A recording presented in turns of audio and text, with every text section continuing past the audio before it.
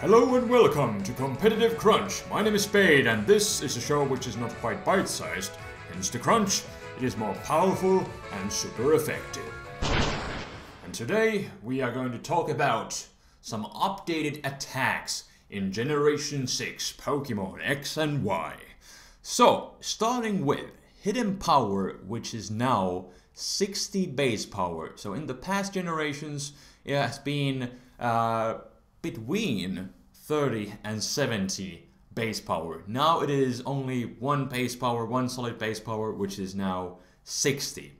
And I'm not really sure how I feel about this, because in my opinion, like, hidden power, like, it was never too weak, but it wasn't too strong either. And this was the way for some, especially some special sweepers that had this limited coverage, to overcome that obstacle of having that limited coverage moves, and they could use hidden power. For example, a lot of electric type Pokemon were often using HPIs. For example, let's say Thundurus, both forms, Raikou, Zapdos, and Jolteon, and then basically the rest of the Pokemon were using HP Fire for Ferrothorn in Gen 5, pretty much.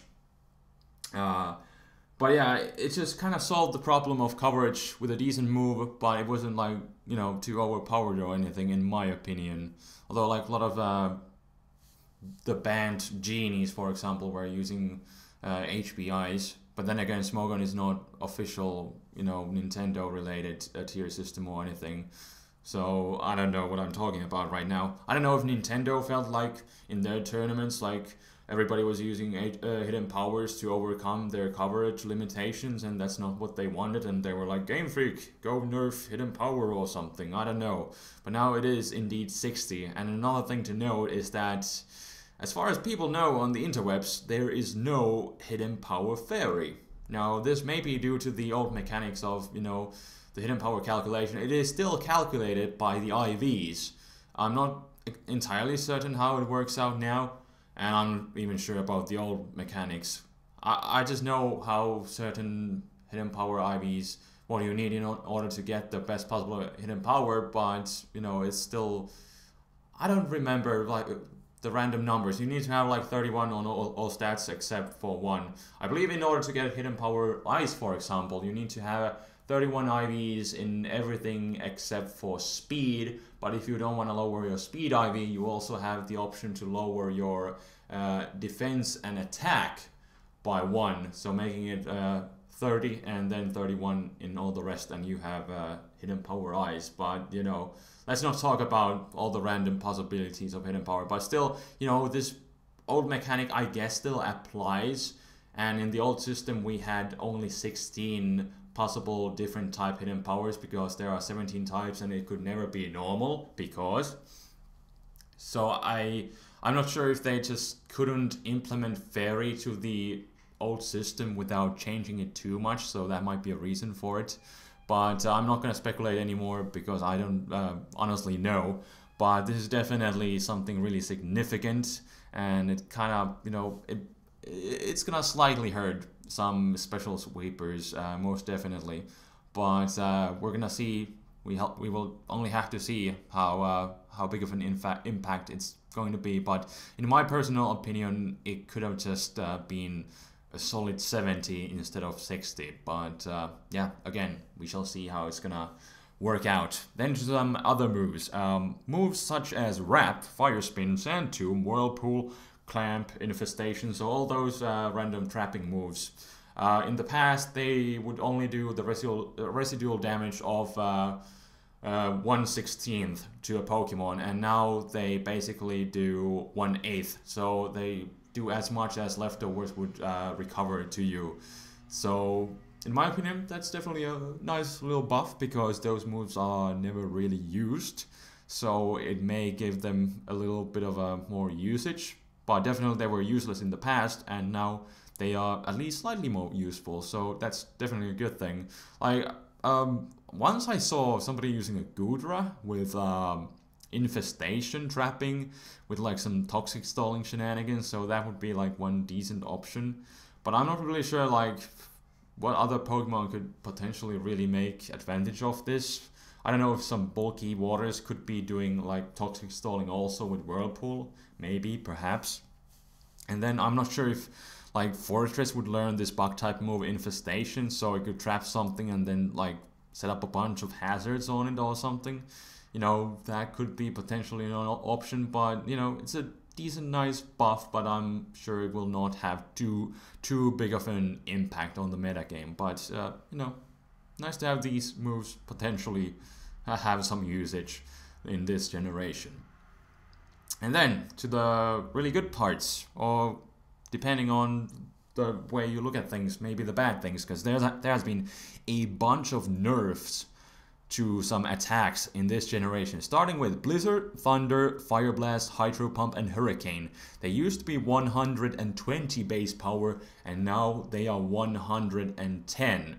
And gotta say, in the last generation, everybody was spamming Thunder, Hydro Pump, and Hurricane because there was perma rain, and they were really easy to abuse. So on that note, it's understandable that those moves got nerfed. But at the same time, they already nerfed rain and weather in general, so I don't know how necessary this nerf was, especially because now that there is no perma weather, these moves are not gonna see that much use. But then again, Fire Blast and Hydro Pump are still gonna get, you know, used a lot because, you know, they are more accurate than the rest of those moves.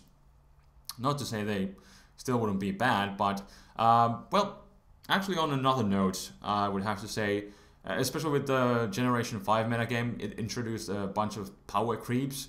So on that note, you know, nerfing down some base powers of some really powerful moves, I'm sure it doesn't hurt the metagame too badly.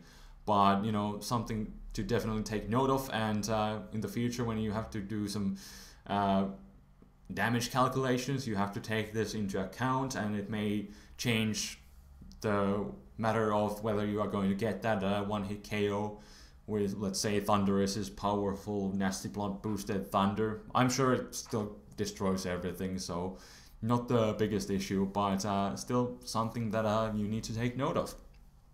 And then we got Thunderbolt, Ice Beam, Surf, Muddy Water, and Flamethrower, which used to be base 95 base power, and now they have been nerfed to 90. So not too big of a nerf, but these are, apart from Muddy Water, all of these are really commonly seen moves in the competitive Pokemon scene. So now that these moves have been slightly nerfed, you know, it will have a slight impact, but, you know, it's only 5 base power, so I don't feel it's too bad. And again, there's a lot of power creep, so maybe nerfing down all these really common moves is only for the better. Maybe that is exactly how Game Freak and Nintendo felt. Maybe Game Freak mostly because they know all the stuff about mechanics. Nintendo is just, you know, launching their games and getting most of the money. So there's that, I guess.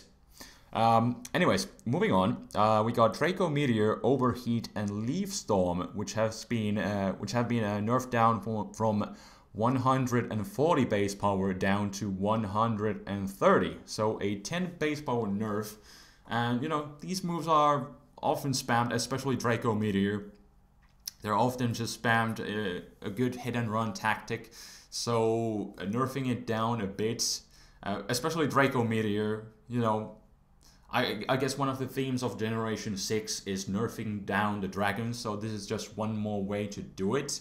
But yeah, these moves are really powerful. They are often just spammed, so, you know, nerfing them down just a tad bit, I'm sure it's not gonna hurt too badly. And then some more somewhat random moves. Aura Sphere, Dragon Pulse, and Heat Wave have been nerfed. These actually have some varying base power nerfs, so I guess I will go through them separately. So Aura Sphere has been nerfed from 90 base power to 80, so a 10 base power nerf. But Aura Sphere, like, it's not really the most common move. Like, Mewtwo has it, Lucario has it, but yeah, it's not the most often seen move, so I don't think it's gonna have too big of an impact. And now you got those launcher Clawitzer and Mega Blastoise with the Mega Launcher, they get a buff for Aura Sphere anyway, so that's the thing, they can still use it pretty efficiently at least. But yeah, not seen too often, so I don't think it's the biggest deal in the world. And then we got Dragon Pulse from 90 base power to 85, and well, it's only a 5 base power nerf, and I guess Nintendo might just again be, or Game Freak is again nerfing down the dragons. So they nerfed Dragon Pulse slightly as well, but only 5 base power. It's not gonna hurt anyone, I think, too badly. But you have to think about those damage calculations again, how they are going to be affected by these nerfs. And then Heat Wave from 100 base power to 95. So another 5 base power nerf. Not really sure if people are going to be now using Heat Wave as opposed to Flamethrower, because now Heat Wave is as strong as Flamethrower was in Generation 5. So, you know, it has that little bit of extra base power, but it can miss, which can be definitely crucial. But yeah, a slight nerf, not the end of the world. And then we got actually some buffs, and Energy Ball has been buffed from 80 base power to 90. So that's something interesting. And in the last generation, nobody really used Energy Ball because Giga Drain got buffed up to, I believe, 75, and the extra recovery was just so nice that you never really saw Energy Ball except on few obscure things. So this might mean that Energy Ball might get some bit more usage this generation. Who knows? Perhaps. Then we got Gunk Shot, which got actually an accuracy boost from 70 to 80. And it's kind of funny that all those 120 base power moves got nerfed, but Gunk Shot only got buffed up by its accuracy, and it is still 120 base power. But obviously Game Freak is trying to balance out the poison types which are not offensively that good, so Gunk Shot is now a bit more accurate, still has the old base power, because yeah, it has never been that useful of a move, so only a nice thing for Gunk Shot. It might see some usage actually on Nidoking, because it is more accurate and more powerful than Sludge Wave, definitely. And then Meteor Mash got buffed up from 85 to 90 in the accuracy, so it's not going to be missing as much as it used to be, so go Metagross, although you kind of get destroyed by, you know, Shadow Balls and Dark Pulses this gen, but, you know, it's a nice little buff for it, definitely. And then we got Thief, which got buffed up from 40 base power to 60, and I don't know, this could potentially be used on Scissor. And let me actually talk about the next move here, because Knockoff also got buffed up from 20 base power to 55. And both of these, I guess in theory on paper, would be decent options on Scissor. Especially Knockoff, because you can just spam that and knock some items off, and it actually has now pretty decent base power, especially coupled with the freaking Technician ability. And you know, this utility of knocking off items might be relatively useful, but then again, Scissor really enjoys pursuing Pokemon, so it's kind of hard of a choice. Do you want to put Knockoff there as opposed to, you know, trapping some ghost types? Although Scissor, even with Scissor, it now gets hit by neutral damage from ghost types, so there is that. But a nice little buff. It's not gonna hurt because those moves were never really used in the past, so getting that buff is definitely a nice thing for them. And then we got Low Sweep, which got buffed up from 60 base power to 65. And this is just FU Breloom. And honestly, the only things that I can really think of that would use Low Sweep are Breloom and Hitmontop, and both of them get the boost by Technician. So now they got buffed to 65, meaning that they no longer receive Technician boost. And in fact, in one of my first battles, I was still using Breloom with Low Sweep, and I was like, why is this move not doing any damage? Because I wasn't even checking that. I was like, hey, I got Low Sweep, I'm just gonna teach it. I wasn't checking at all, because I just kind of went at the assumption that it's still the same base power. I wasn't checking at all. And then I just noticed in a battle that I'm not doing any damage. What's going on? Oh, this is 65 base power. Screw you, Game Freak. Why you do this? Why you do this to my Breloom? Breloom is a Pokemon that kind of got nerfed this gen with the sleep mechanic slightly. And then it also lost low sweep, so that kind of sucks for it. But I got nothing else to say about it, low sweep, but it just kind of nerfs down Breloom. That's really the biggest impact. It was a really nice move on it, because it could screw over some speed tiers, because it could actually outspeed a lot of Pokemon like, let's say, Tornadus Therian after getting the speed drop, and, you know, with Jolly Nature, you could be faster than it on the next turn, and with the Technician boost, you know, it was like almost, I think it was a solid 2-hit KO on it anyway, so kind of sucks to be a Breloom right now. And then, Power Gem was boosted from 70 base power to 80, and that's definitely a nice thing. I gotta say, I would have wished this would have happened in the past generation, because I never saw what was the point of using Power Gem, because you might as well use HP Rock, because it was the same base power. But then again, why would you use HP Rock? In RU, I guess for Moltres and stuff like that, but, you know, Power Gem was never used, so getting a little buff is definitely a nice thing for it. And then Crab Hammer got buffed up from 90 to 100 base power, but that's only learned by some random crabs, such as Kingler and what's the water dark type? No, Clawitzer is the new one. Then there was that. It's the water dark one. I see that all the time in the RU, but I can't remember its name right now. I'm sure I will come across that. Should I check it out? I should, because this will otherwise bother me until the end of existence. And now somebody is just going to point that out anyways. But all those crab Pokemon, they learn it, and I guess it's decent on Kingler. And the Crawdaunt, yes. Alright, so we got Crawdaunt and Clawitzer in this generation. Alright, it was too close for me to remember it. But on Crawdaunt and Kingler, it may see some use, because they are physical attackers and could certainly use the little buff. So it's kind of cool for them.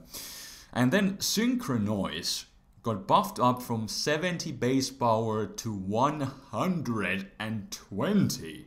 That is a huge buff, but the unfortunate thing is that it has really a limited distribution. I believe the most notable users of it could be Espeon and Sigilyph, and Espeon usually runs some support sets, so I guess it would be a decent move, but, you know, over Psyshock still, I guess, you know, because the base power difference is quite significant. And then on Sigilyph, that thing usually uses stored power shenanigans anyway, so I don't really know. But maybe, I don't know, at this time, there might be a new distribution for Synchronoise, so it may have some uses, but definitely a huge buff from 70 to 120. A 50 base power difference right there. And then, Will-O-Wisp has been buffed up from 75 accuracy to 85, and in the past generations, competitive battlers have had a nickname for Will-O-Wisp, and it has been called Willow-Miss.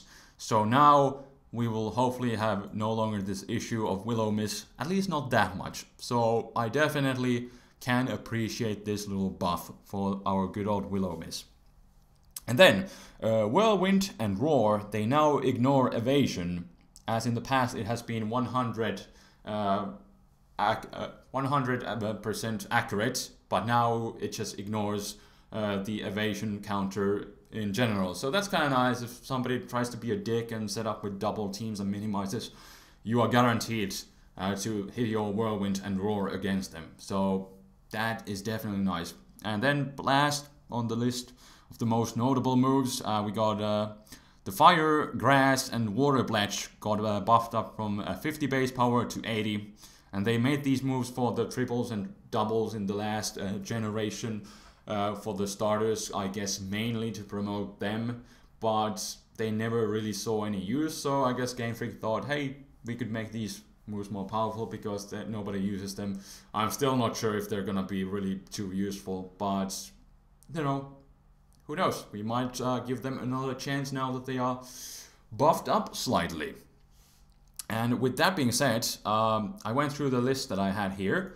There are more moves that got buffed and some got nerfed, but I don't think I need to talk about Bubble getting 20 base power buff from 20 to 40, because all the remaining ones are like slightly insignificant. However, I will leave a link in the description for the list on cerebi.com. They have a list of all these nice little changes. So if you want to go through that, you know, you are free to do that, and check that in the description. But on this video, I just wanted to go through all the most notable ones and not ramble for an hour about all the insignificant ones. I think you would appreciate it. And on that note, we're around a 20-minute mark, so this is a really nice little video. And in the future, I'm possibly going to be talking about some new attacks, but there's like a lot more of them, like over 50 or something. So that might be a video that would last for 1 or 2 parts, possibly. Well, at least 1, but most likely 2, which is my point. But I don't want to drag this out for too long, since this is a nice short little video. So thank you so much for watching, and most likely tomorrow I will post another MPX edition, and it would be about Aegislash. I already recorded that, but I need to do some editing magic for that, because I do like to put some effort on it and do all that stuff, so it's gonna take some time, but hopefully I will have that ready for tomorrow, so definitely stay tuned for that. Aegislash, one of the most infamous Pokemon of this generation. It has had a huge impact, and I will share my thoughts, and I actually managed to make it at least slightly shorter than the first one, so definitely stay tuned for that. So until hopefully tomorrow, this is Spade signing out. Peace!